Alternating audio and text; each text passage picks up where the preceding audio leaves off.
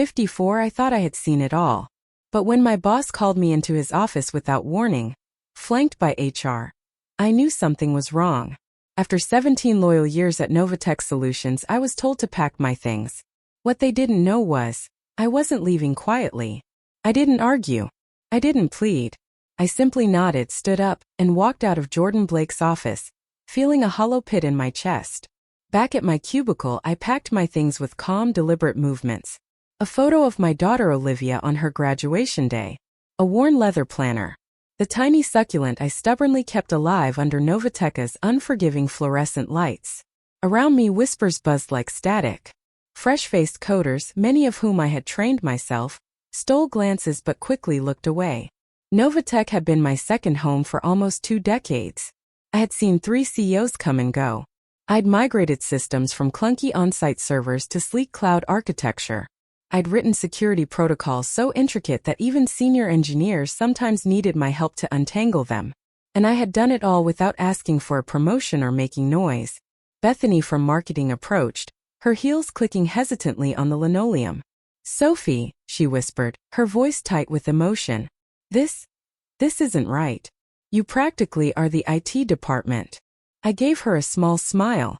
"It's fine, Bethany," I said, even though it wasn't. Even though every cell in my body screamed at the injustice of it. Out of the corner of my eye, I spotted Jordan leaning casually against his doorway, arms folded, watching me pack. Not a word of gratitude. Not a single gesture of goodwill.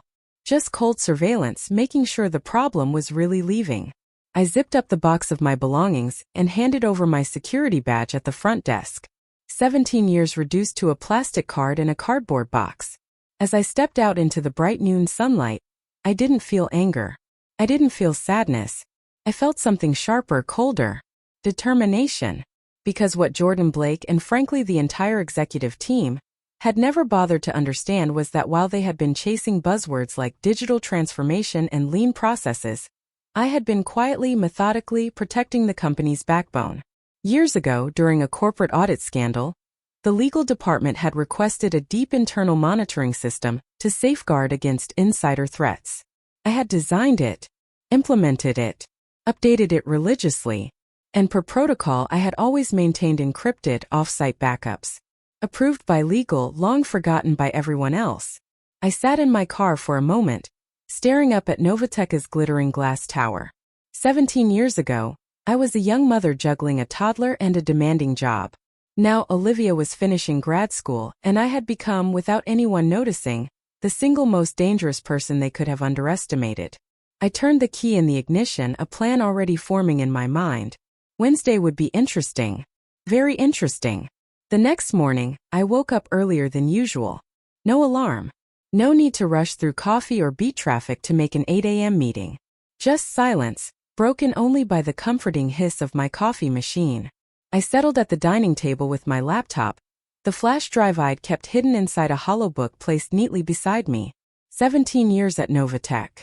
17 years of understanding where every system was vulnerable, and where every secret was buried. I plugged in the drive and began reviewing the files I had quietly curated over the years. Access logs, financial authorizations, emails that, if read closely, hinted at decisions made without board approval. And one thread in particular glowed like a neon sign. 3 months ago, I had flagged an unusual pattern. Regular payments to a consulting firm called Orion Strategic Partners. At first glance, everything seemed legitimate. But the deeper I dug, back when I still had full access, the stranger it became. Invoices were vague, citing business efficiency consultations. The payment amounts kept increasing. A quick business registry search last night revealed that Orion's listed CEO, a Thomas Avery, shared a home address with Novatech's CFO, Evan Avery. Brother? Cousin? Maybe just a coincidence? No. After 17 years in corporate systems, I didn't believe in coincidences anymore. As I sipped my coffee, I drafted a carefully worded email addressed not to Jordan, not to Evan, but to Claire Sinclair, a senior board member I'd interacted with during a cybersecurity audit years ago. Claire was sharp, old school, and most importantly, allergic to financial impropriety. But then I paused. Sending an email outright could be easily dismissed as the bitter ramblings of a disgruntled ex-employee. No, I needed something stronger. Unignorable. Irrefutable. Wednesday tomorrow was the quarterly board meeting. Perfect timing. I leaned back in my chair, formulating the plan. First, alert the executives indirectly. Second, watch how they react under pressure. Third, deliver the final blow directly to the board, at precisely the right moment. The thing about systems, digital or human, is that pressure always reveals the cracks. Mid-morning, my phone buzzed with a text from my former protégé Stephen Park. Sophie, it's chaos here. Your name's being whispered like a ghost. Something big brewing. I smiled slightly, typing back. Keep your head down, Stephen. Watch. Learn.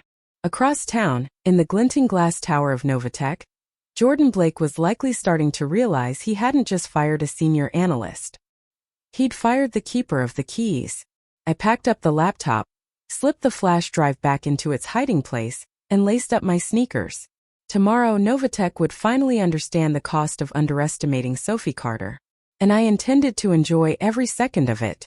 Wednesday arrived bright and crisp, the kind of morning that used to mean another sprint through spreadsheets and system patches.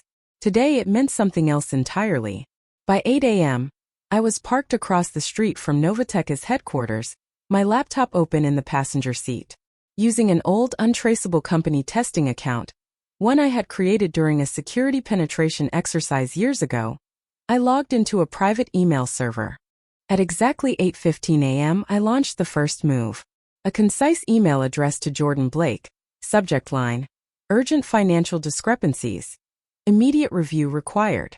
Inside, I laid out preliminary findings about Orion Strategic Partners, without mentioning Evan Avery's family connection.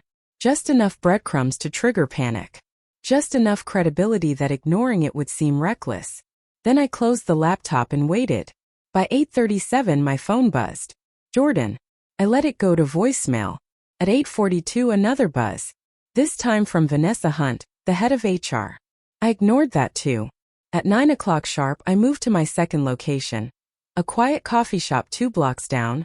Ordered a black coffee and settled near the window. From here I could see the panic beginning. Young employees clustered in whispers. Managers pacing on their phones. I stirred my coffee slowly. At 9:30 an email came in. Vanessa again. Ms. Carter, your recent communications violate your severance terms. Please cease contact immediately or face legal repercussions. I chuckled. I had never signed any severance agreement. They had been so eager to push me out quietly, they'd forgotten the paperwork. Another loose thread in their sloppy operation. At 10 o'clock, my old protégé Stephen texted. Sophie, something huge is happening. Emergency finance meeting. Evan looks like he's seen a ghost. Perfect. I spent the next hour finalizing my real payload. A complete, irrefutable dossier. Detailed payment records, business registration documents, email headers, timestamp system access logs. All neatly organized and encrypted. Then I set a timed email delivery. 11:58 a.m., 2 minutes before the board broke for their lunch session. Subject line. Immediate board review required. Financial integrity at risk. Attached everything. By the time I pressed schedule my pulse was steady. No regret. No second guessing. These weren't just payback moves. This was about protecting the employees who still believed in the company's mission. This was about integrity. At 11:45, another text from Stephen. They're pulling access logs. Vanessa is freaking out. Evan's locked in Jordan's office. I smiled into my coffee cup. At exactly 11:58, my email shot out to every Novatech board member with a clean, simple note. For your urgent attention prior to Q2 bonus approvals. Then I powered down the laptop, finished my coffee, and stepped outside into the sunlight. Inside that towering glass building, a storm was beginning to break. And for the first time in 17 years I wasn't inside it. I was the one who had summoned it. At 12:15 p.m., I parked a few blocks away from Novatech, letting the waves of panic ripple without me. By 12:45, Stephen texted again. Board members are grilling Evan and Jordan. HR sent everyone a mandatory confidentiality memo. What's happening, Sophie? I didn't reply. Stephen would find out soon enough. along with the rest of the company. At 1:30 p.m., the real confirmation arrived. Robert Langston, an independent board member I had once helped during a major system outage, emailed me personally. Subject: Immediate assistance requested. Ms. Carter, the board has reviewed the documents you provided. We'd appreciate the opportunity to meet with you to discuss next steps. Please advise your availability. I closed the email without replying. They weren't used to being ignored. By 2 p.m., Columbus Business Journal broke the story. Novatech under internal investigation following allegations of financial misconduct. No names yet, but it was only a matter of time. At 2:15, Vanessa Hunt left me a voicemail, her voice unnervingly polite. Ms. Carter, we sincerely apologize for any misunderstandings. Novatech would like to offer you a revised severance package as a token of gratitude for your years of service. Please call me at your earliest convenience. Gratitude. Right. I turned off my phone and took a slow walk around the lake behind my house. The spring air was crisp, scented with fresh blooms. I had forgotten what it felt like to breathe freely. Meanwhile, inside Novatech, chaos was accelerating. By 3 p.m., internal sources confirmed Evan Avery had been placed on administrative leave pending investigation. Jordan Blake was suspended. External auditors had been called in. The SEC had been alerted, per mandatory disclosure laws. At 4 p.m., Robert Langston called again. I answered this time, keeping my voice neutral. Sophie, he said without preamble, your evidence was thorough. The board has initiated immediate corrective action. We'd like to discuss a permanent role moving forward. A role that ensures this never happens again. I smiled slightly. We can talk, I replied. But on my terms. Because if they thought I was coming back as just another IT cog, they hadn't learned anything. At 5 p.m., I drafted my conditions. Full executive authority over cybersecurity and internal audits. Direct reporting line to the board, bypassing executive management. Independent budget approval rights. A title that reflected what I had always done quietly. Chief Integrity Officer. No more being overlooked. No more being underestimated. Either they wanted true protection, or they wanted another Evan Avery. I sent the proposal to Robert and poured myself a glass of wine. The sun was setting behind the skyline, golden and fierce. Tomorrow everything would change. And this time I would be holding the pen that wrote the new rules. By the next morning my inbox had exploded. At 7 a.m., Novatech's official press release dropped. Chief Financial Officer and Head of IT placed on leave pending investigation. They still tried to spin it, no mention of fraud yet, but insiders could already read between the lines. By 8 a.m., Robert Langston replied to my proposal. The board accepts your conditions. Please join us today at 11 a.m. for formalization and announcement planning. I sat for a moment rereading the email. They weren't just offering me a new job. They were offering me the keys to the kingdom. At 10:45 a.m., I arrived at Novatech headquarters. A security guard, the same one who had barely nodded at me for years, now stood at attention as he issued my new executive badge. Sophie Carter, Chief Integrity Officer, glinted in crisp silver lettering. When the elevator doors opened onto the executive floor, conversations fell silent. I walked down the corridor, every step echoing on the polished floors. Not out of arrogance. Out of survival.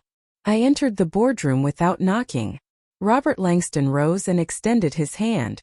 Miss Carter, he said warmly. Welcome back, properly this time. Around the table, the remaining board members nodded. No nervous glances, no insincere smiles, just serious faces acknowledging reality. Robert gestured to a seat at the table. We have a lot to clean up, and we need someone we trust to lead it. I'll do it, I said. But I want full transparency. No hiding, no political games. Robert smiled thinly. That's exactly why you're here. The next hours blurred into non-stop meetings. External auditors debriefing me. HR scrambling to revise policies.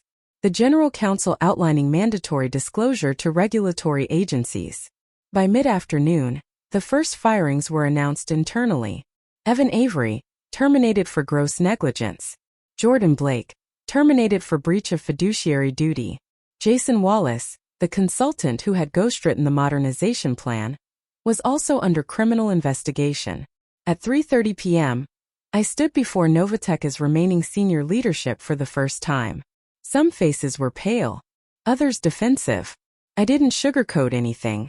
"The old ways are over," I began. "You don't get to claim ignorance anymore. From now on, every system, every transaction, every vendor contract goes through integrity review. We rebuild this company from the ground up, or it burns." Silence. Then slowly a few nods. Not out of fear but respect. Outside the conference room, Robert caught up to me. "That was impressive," he said. "It was necessary," I replied. He hesitated, then added, "There's talk of making your role permanent beyond internal security. Strategic oversight company-wide." I raised an eyebrow. "Let's fix the rot first. Then we'll talk empire building." As I left the building that evening, the skyline glowed red with sunset. Just like my new future. Fierce, blinding, and fully mine. This wasn't just revenge. It was reclamation. And Sophie Carter was just getting started. The next few weeks at Novatech were a whirlwind. Every morning I arrived before sunrise, sleeves rolled up, ready to peel back every layer of deceit that had taken root during Daniel's tenure. Every afternoon, I sat in closed-door sessions with auditors, investigators, and compliance officers. One by one, skeletons tumbled out of the closets. Unauthorized vendor deals, fake consulting fees, personal vacations disguised as team-building retreats. The deeper we dug, the clearer it became. Daniel, Evan, and their circle had siphoned off nearly $5.8 million over 3 years. It was systematic. It was shameless. And now it was exposed. Meanwhile, the board kept their promise. Every suggestion I made, stricter audit protocols, new vendor vetting procedures, full cybersecurity upgrades, was greenlit immediately. No committees. No delays. They knew they couldn't afford hesitation anymore. Ironically, my former coworkers, the same ones who once looked past me in hallways, now treated me with a mix of awe and fear. Especially when I implemented a company-wide, no grandfathering policy. Every executive, every department head, every manager had to revalidate their access, authority, and spending power. From scratch. Some protested. Most complied. All understood. The old Novatech was dead. Late one evening, after everyone had gone home, I sat alone in my new corner office. The city stretched out below me, a glittering maze of lights in motion. In my hands was a letter, a resignation from Jason Wallace, the so-called consultant. Turns out, when faced with the threat of criminal charges, even the most arrogant rats abandoned ship. I tucked the letter into a folder marked closure and leaned back in my chair. For the first time in months, a genuine smile crept onto my face. Justice hadn't just been served. It had been handcrafted, plated, and delivered by me. My phone buzzed. A text from Robert Langston. "Board meeting Friday. Big announcement planned. Hope you're ready." I texted back simply, "Always." That Friday, I stood once again before the board. But this time they weren't just offering me thanks. They were offering me a seat among them. Permanent Chief Integrity Officer. Executive Vice President. Direct report only to the board chair. Equity stake in Novatech's future. I listened carefully as they detailed the offer. Then, I folded my hands calmly on the table and said, "Before I accept anything, I want one thing clear. My loyalty is to the truth, not to individuals. You want a figurehead? Find someone else. You want real integrity? You've found her." Silence. Then Robert leaned forward, eyes shining. "We want the real thing, Sophie. That's exactly why we're here." I nodded once. No giddy excitement. No false modesty. Just quiet certainty. The girl who once got discarded without a second thought was now the woman who would rebuild an empire on her own terms. And this time, nobody would ever underestimate Sophie Carter again. 6 months later, Novatech was almost unrecognizable, and so was I. Gone were the whispered backdoor deals. Gone were the shadowy vendor contracts. Gone were the days of protecting appearances over principles. In their place, a company rebuilt on transparency, discipline, and a fierce new reputation. The Carter Doctrine, they called it internally, half joking, half reverent. Trust wasn't given anymore. It was earned, audited, and fortified like bedrock. Our financials were the cleanest in the industry. Our reputation soared. Clients who once hesitated now flocked to Novatech, praising the company's unshakable integrity. And me? I sat on the executive floor, overlooking a city skyline that stretched beyond the horizon. The girl they fired without hesitation now held the power to fire board members if necessary. But I didn't use that power recklessly. No, I used it carefully, deliberately, because real strength isn't about vengeance. It's about building something so strong that betrayal simply breaks against it, like a wave against a cliff. One afternoon, while reviewing quarterly reports, my assistant buzzed in. "Miss Carter, there's someone here asking to see you. Daniel Foster." The name hit the air like a cold draft. For a brief second, memories flashed, the betrayal, the humiliation. Then I straightened my blazer, closed the report, and said, "Send him in." Daniel entered, thinner, older, the arrogance drained from his eyes. He held a battered leather portfolio like a shield. "Sophie," he began, voice rough. "I just wanted to say, I made mistakes. I lost everything. My career, my reputation. I just thought." I held up a hand. "You thought wrong," I said, my voice calm and precise. "This isn't a confessional, Daniel. Novatech doesn't run on guilt or apologies. It runs on merit. And you no longer qualify." He stood there, searching my face for some crack of forgiveness. He found none. Finally, shoulders sagging, he turned and left, a relic of a world that no longer existed. I watched him go, then turned back to my work without another thought. That evening, I met Andrea at our favorite rooftop restaurant. The city lights glittered below, alive with endless possibilities. "You're glowing," she teased, clinking her wine glass against mine. "Feels like I'm finally living my real life," I said, meaning every word. No more begging for loyalty. No more sacrificing my worth for someone else's comfort. No more doubting whether I deserved my own victories. I had earned all of it. Every inch. Every scar. Every triumph. As the sunset burned gold across the horizon, I thought about bridges, the ones others had burned trying to get rid of me. They hadn't realized. I wasn't standing on their bridge. I was busy building my own, and it was stronger, higher, and more beautiful than anything they could ever tear down.